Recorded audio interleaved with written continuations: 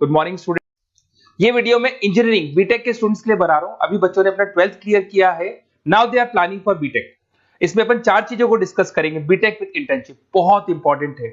आजकल colleges 1 year के अंदर बच्चे को करीब करीब सब कुछ सिखा देते हैं और साथ में उसका इंटर्नशिप, जॉब तो नहीं बोलेंगे, जॉब तो फुल टाइम होता है, हाफ टाइम आपका कॉलेज रहेगा, हाफ टाइम आपका इंटर्नशिप रहेगा और वो सब पेड रहता है। बच्चा अपनी फीस खुद निकालता है। इसको अपन डिटेल में डिस्कस करेंगे।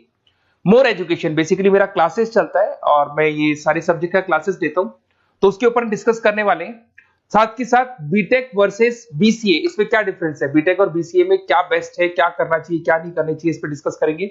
और बीटेक में बहुत सारे स्पेशलाइजेशन है। कंप्यूटर साइंस बहुत डिमांडिंग है, इसके अंदर एआई आ गया, एमएल आ गया, रोबोटिक्स आ गया, बहुत सारी चीजें हैं जिसको अपन डिस्कस करने वाले हैं। चलिए शुरू करते हैं। बीटेक विद इंटर्नशिप को डिस्कस करते हैं। देखिए इसके अंदर क्या कॉन्सेप्ट है। बेसिकली 1.5 ईयर तक बच्चे को बहुत ट्रेन किया जाता है। जो भी स्पेशलाइजेशन वो लेगा उसके अकॉर्डिंग उसको ट्रेन किया जाता है और फिर साथ के साथ बच्चे को इंटर्नशिप दिला दी जाती है। इंटर्नशिप इसलिए इंपॉर्टेंट है क्योंकि बुक्स के साथ रहोगे तो पूरा डिटेल में कभी नहीं सीख पाओगे, तो साथ में प्रैक्टिकल नॉलेज इंपॉर्टेंट है। तो वो साथ के साथ वो जॉब भी करता है हाफ डे, और हाफ डे वो कॉलेज रहता है, बट वो सारा साल 1.5 साल लगता है उसके बाद प्रोसेस में आते हैं। उसमें वो पेड इंटर्नशिप होती है, तो बच्चे को अच्छी खासी सैलरी भी मिलती है और जो भी उसको सैलरी मिलती है उस सैलरी से वो बच्चा अपनी फीस खुद भरने लग जाता है, मतलब वो सेल्फ डिपेंडेंट हो जाता है। अब देखिए इसके अंदर क्या कॉन्सेप्ट है। बीटेक का जो फीस पड़ता है डिफरेंट कॉलेजेस का, अलग अलग कॉलेजेस की अलग अलग फीस है। 2.5 लाख के आसपास 3 साल का फीस पड़ता है। कुछ गवर्नमेंट कॉलेजेस में, कुछ प्राइवेट कॉलेजेस में फीस थोड़ा ज्यादा पड़ता है, 6 लाख तक जाता है। ये जो एवरेज प्लेसमेंट आपको दिखाई दे रहा है, ये प्लेसमेंट फ्रेशर्स का है, जो बिल्कुल फ्रेश है। जैसे आपका 1-2 साल निकल जाएगा ये पैकेज 12-13 लाख तक पहुंच जाता है। बिल्कुल फ्रेशर्स है, जिनको कुछ नहीं आता है, वो पैकेज इस पे लगता है। साथ के साथ अगर अपन क्लासेस का टाइमिंग देखें तो बच्चे बोलते हैं ये क्या कॉन्सेप्ट है। तो बेसिकली हाफ डे आप जॉब भी तो करेंगे, वो 1 साल बाद में जो जॉब लगेगा उसमें कॉलेज का टाइमिंग हो जाता है 7 to 10 और फिर हाफ डे आप क्या कहाँ रहते हैं, ऑफिस में रहते हैं, जॉब करते हैं। तो इससे क्या है कि आप अपना जो सैलरी है वो निकालते हो, अराउंड 15-20-25,000 तक मिलने लग जाते हैं। इवन कुछ बच्चे फ्रीलांसिंग वर्क करने लग जाते हैं, सॉफ्टवेयर डेवलपमेंट करना शुरू कर देते हैं, एआई एमएल पे काम करना शुरू कर देते हैं, तो जॉब अच्छी लग जाती है और उन जॉब के थ्रू बच्चा अपनी फीस खुद निकालने लग जाता है। वो मेंटली प्रिपेयर हो जाता है मेरे को आगे क्या करना है। थोड़ा सा मेरी क्लासेस के बारे में डिस्कस करते हैं। बेसिकली मैं क्लासेस लेता हूँ, टीचर हूँ, मेरा नाम पुनीत है और बहुत सालों से पढ़ा रहा हूँ मैं, 2006 से पढ़ा रहा हूँ, 17-18 साल का एक्सपीरियंस है। तो बच्चों से डिस्कशन होता है, कुछ फैकल्टी मेंबर से डिस्कशन होता है, कौन सा कॉलेज अच्छा है, कहाँ एडमिशन लेना चाहिए। तो वो सारे जो डिस्कशन है उसके बेस पे कंक्लूजन निकलता है कि कौन सा कॉलेज बेस्ट है, तो उसके ऊपर डिस्कस कर सकते हैं। तो ये मेरा नंबर है, इस नंबर पे आप व्हाट्सएप डालेंगे तो आपको इस तरीके से एक ऑटो मैसेज आएगा।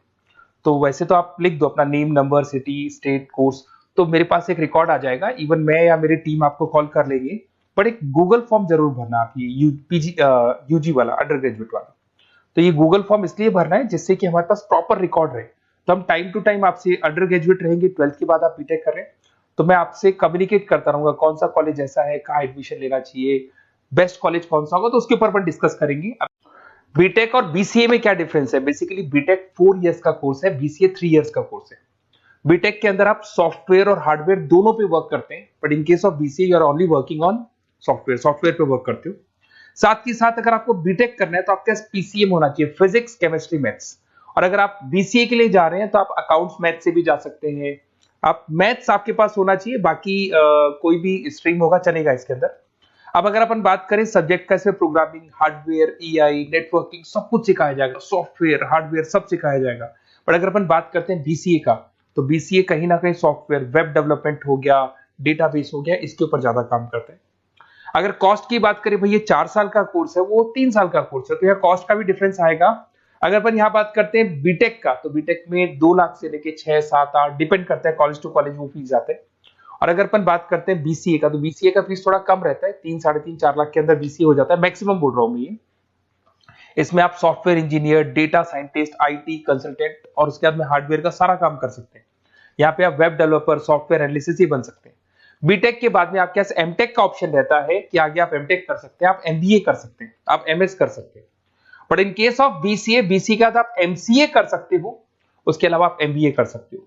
अगर आप यहाँ पे देखें तो यहाँ इंजीनियरिंग टेक्नोलॉजिकल बैकग्राउंड से आप माने जाएंगे, इधर आपका सॉफ्टवेयर बेस्ड आईटी बैकग्राउंड माना जाएगा।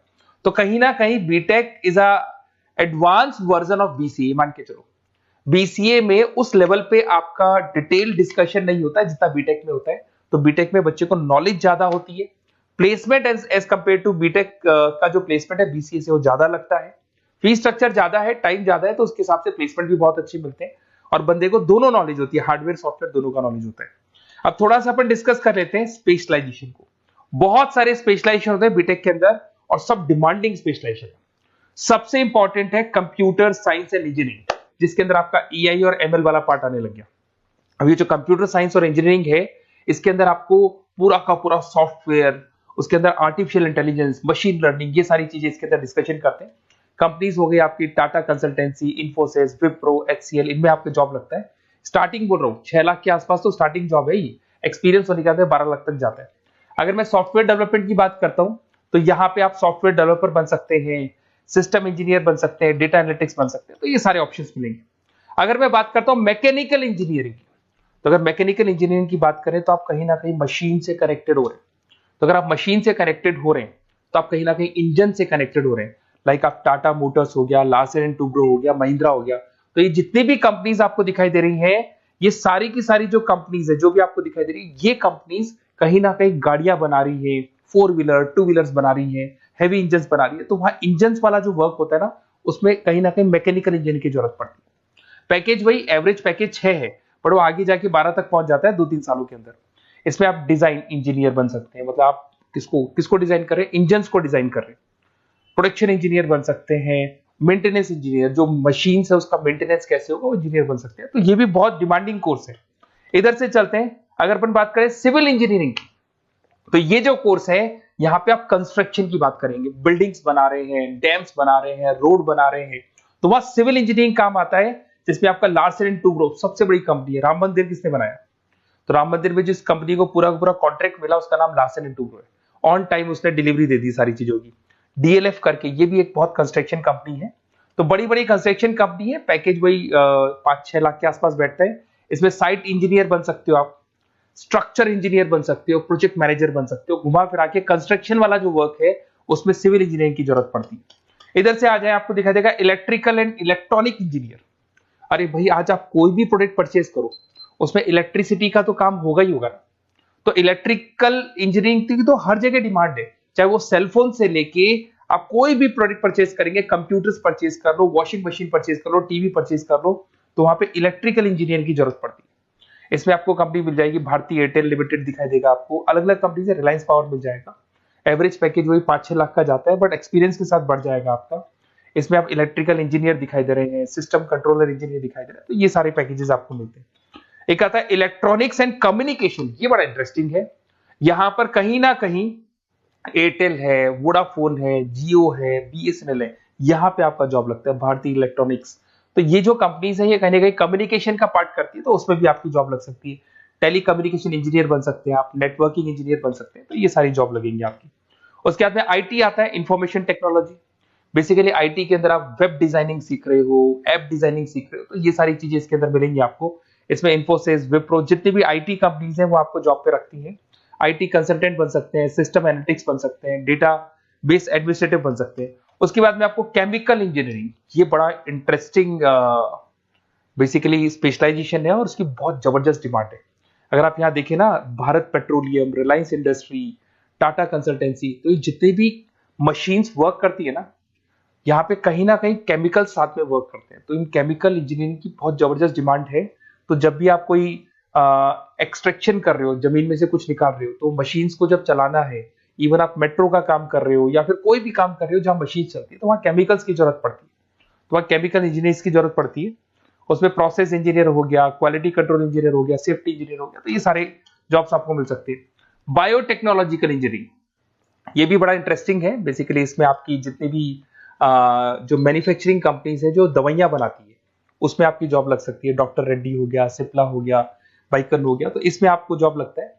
बायो प्रोसेस इंजीनियर बन सकते हैं, रिसर्च साइंटिस्ट, जो आप लोग की जो दवाइयां बनती है उसका प्रोसेस क्या है, उसमें एक्सपेरिमेंट करते हैं कि ये वाला इंग्रेडिएंट डालना है इसमें तो कौन सी चीज पे कौन सा इफेक्ट आएगा, तो वो सारी चीजें मिलेंगी आपको।